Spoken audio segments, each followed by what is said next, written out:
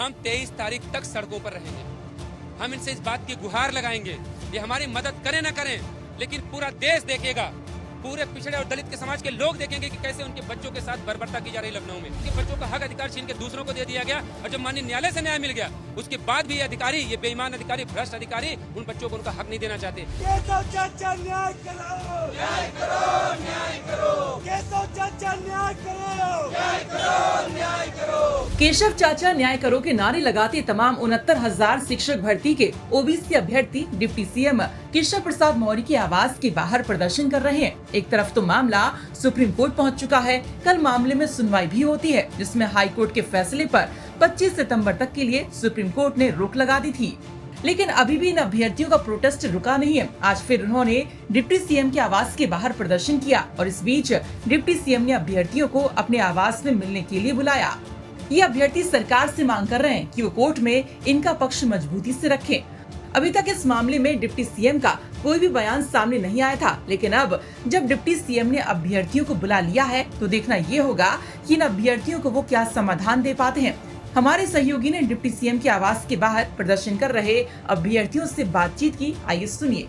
69,000 सहायक शिक्षक भर्ती के मामले में बवाल थमता नजर नहीं आ रहा है। सुप्रीम कोर्ट को ऑर्डर भले ही आया हो, लेकिन उसके बावजूद भी जो अभ्यर्थी हैं वो आज डिप्टी सीएम केशव प्रसाद मौर्य के घर के आवास के बाहर पहुंच गए हैं और साफ तौर से नारेबाजी कर रहे हैं कि केशव चाचा बाहर आओ, केशव चाचा न्याय करो, और अगर न्याय नहीं कर सकते हो तो साथ में बैठो। यानी कि ये दावे हैं अभ्यर्थियों के, और ये अभ्यर्थी केशव प्रसाद मौर्य डिप्टी सीएम उत्तर प्रदेश के। तस्वीर देखिए आप, ये घर है, उनका आवास है, और उसके जस्ट कुछ कदमों के बाहर यहाँ पर केशव प्रसाद मौर्य के ये अभ्यर्थी बैठे हुए हैं और दावा है कि हम तब तक नहीं जाएंगे जब तक 69,000 शिक्षकों को उनका आरक्षण विरोध जो घोटाला हुआ था उसमें उनको कहीं ना कहीं न्याय नहीं मिलता है। और इसी न्याय के चलते ही वो अब इस आवास पर पहुंचे हैं और कहीं ना कहीं चाहते हैं कि उनको न्याय मिले, और न्याय ही आप देखिए इनके हाथों में जो ये तस्वीर है, एक तस्वीर हाईकोर्ट ने माना है आरक्षण घोटाला है,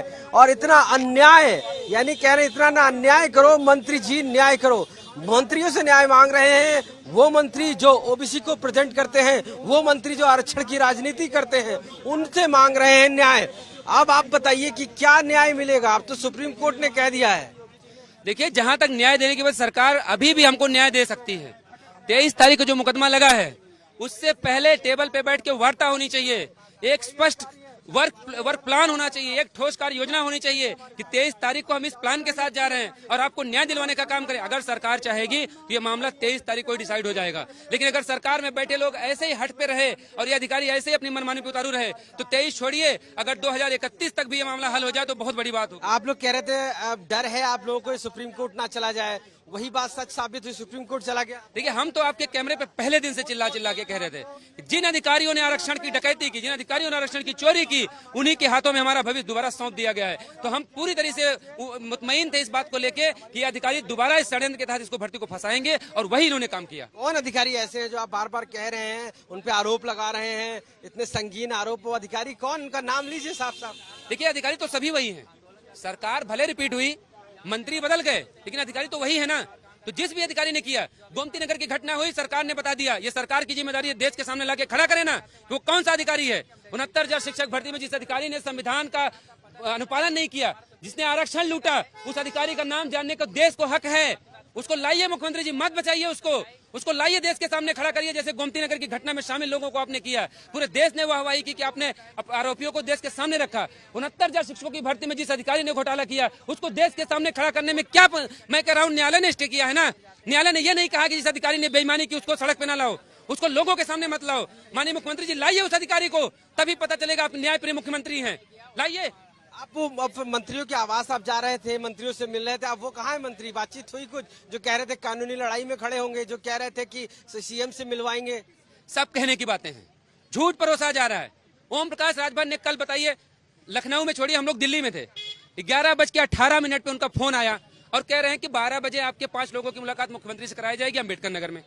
अब बताइए, अगर हमारे पास प्राइवेट जेट होता तभी तो हम अम्बेडकर नगर पहुंच पाएंगे।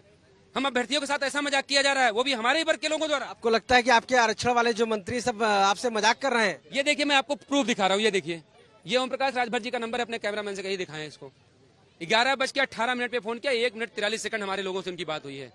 और जो कह रहे हैं आप, हमारे वर्ग के लोग जो मंत्री विधायक हैं, या तो वो कह दें कि हम इतने मजबूर हैं कि तुम्हारी मदद नहीं कर सकते, या तो ये ढोंग बंद कर दें कि हम अपने सरकार अपने लोगों के साथ खड़े हैं। तो आप करेंगे क्या? प्रदर्शन करने से क्या होगा? कोर्ट में मामला चल रहा है, तो ये क्या मदद करेंगे आपकी? हम 23 तारीख तक सड़कों पर रहेंगे। हम इनसे इस बात की गुहार लगाएंगे, ये हमारी मदद करें ना करें, लेकिन पूरा देश देखेगा, पूरे पिछड़े और दलित के समाज के लोग देखेंगे कि कैसे उनके बच्चों के साथ बर्बरता की जा रही लखनऊ में, कैसे 4 साल से उनके बच्चों का हक अधिकार छीन के दूसरों को दे दिया गया, और जब माननीय न्यायालय से न्याय मिल गया उसके बाद भी ये अधिकारी, ये बेईमान अधिकारी, भ्रष्ट अधिकारी उन बच्चों को उनका हक नहीं देना चाहते। और वो सरकार जिसने कह दिया कि हम इस फैसले का सम्मान करेंगे, कौन सा सम्मान किया आपने उस फैसले का? एक कदम आप आगे नहीं बढ़ पाए और आप कह रहे हैं कि हम फैसले का सम्मान करेंगे।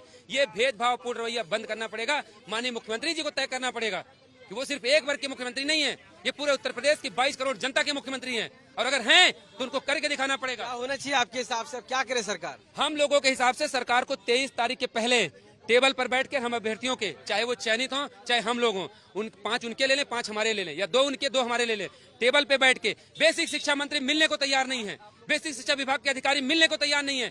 किस बिना पर ये कह रहे हैं कि हम आपके साथ खड़े हैं? मैं कह रहा हूँ अगर ऐसे खड़े होने से बेहतर है कि आप बैठ जाइए। फेवर में ट्वीट तो कर रहे हैं। ट्वीट का क्या करें हम? ट्वीट से साहब हमारा पेट भरेगा, ट्वीट से हमारा परिवार चलेगा, ट्वीट से हमारी माँ जो घर बैठी इंतजार कर रही है उसका पेट भर जाएगा, उसको तसल्ली मिल जाएगी? आप बताइए, नहीं मिलेगी ना। 4 साल से जिसका बेटा सड़कों पे लाठियां खा रहा हो, उस माँ के ऊपर क्या बीतती होगी? इस सवाल का जवाब कौन देगा? क्या उनके ट्वीट से उसका पेट भर जाएगा? उसकी आत्मा को संतुष्टि मिलेगी? दिखावा कर रहे हैं, आपको लगता है क्या कि दिखावा हो रहा है? सिर्फ आरक्षण जो घोटाला हुआ, जो ओबीसी से जुड़े लोग हैं उनको न्याय नहीं मिल रहा, सिर्फ दिखावा कर रहे हैं? सिर्फ दिखावा हो रहा है, सिर्फ दिखावा किया जा रहा है, छल किया जा रहा है हमारे साथ। एक तरफ समाज को मैसेज दिया जा रहा है कि हम इन बच्चों के साथ खड़े हैं, हकीकत क्या है आप भी जानते हैं। आज तक पहले दिन से कवर कर रहा है, कितना साथ खड़े हैं लोग। जो भर्ती प्रक्रिया मात्र 22 दिन में आवेदन करने से लेके, काउंसलिंग से लेके, नियुक्ति पत्र बांटे जाने से लेके, विद्यालय में ज्वाइन करा देने तक मात्र 22 दिन में पूरी कर ली गई। गलत नियुक्तियों को अलग करने में इनको महीने लग गए। ये साजिश सबको समझ में आ रही है। और देखिए, बिल्कुल जिस तरीके से अभ्यर्थियों का दावा है कि इनके साथ सिर्फ और सिर्फ मजाक किया जा रहा है, न्याय नहीं किया जा रहा है। मंत्रियों की आवाज पर दौड़ दौड़ के इनकी चप्पलें घिस गई हैं, इनके जूते फट गए हैं, लेकिन इनको न्याय नहीं मिल रहा है। साफ तौर से जिस बात का इनको डर था सुप्रीम कोर्ट जाने का, कि कहीं सुप्रीम कोर्ट ना चले जाए जनरल अभ्यर्थी, और वही हुआ कि जनरल अभ्यर्थी सुप्रीम कोर्ट चले गए, और ऐसे में अब इनकी भर्ती लटकती हुई नजर आ रही है। इनके पास एक चारा है कि ये चाहते हैं कि कहीं ना कहीं इनको न्याय मिले। अब जब कोर्ट में अगली सुनवाई जब है, वहां पर सरकार के जो प्रतिनिधि हैं वो वहां पर इनकी बात को रखें और इनको न्याय दिलाएं, तभी कुछ हो सकता है। क्योंकि हाईकोर्ट की डबल बेंच का ऑर्डर, सरकार का ऑर्डर, और उसके बाद सुप्रीम कोर्ट का ऑर्डर, ऐसे में ये पूरी भर्ती कहीं ना कहीं उत्तर प्रदेश के लिए बड़ा मुद्दा भी बनती जा रही है और चर्चा का विषय भी बनी हुई है कि आखिर इनको न्याय कब तक मिलेगा। लखनऊ से कैमरा पर्सन गौरव गुप्ता के साथ आशीष।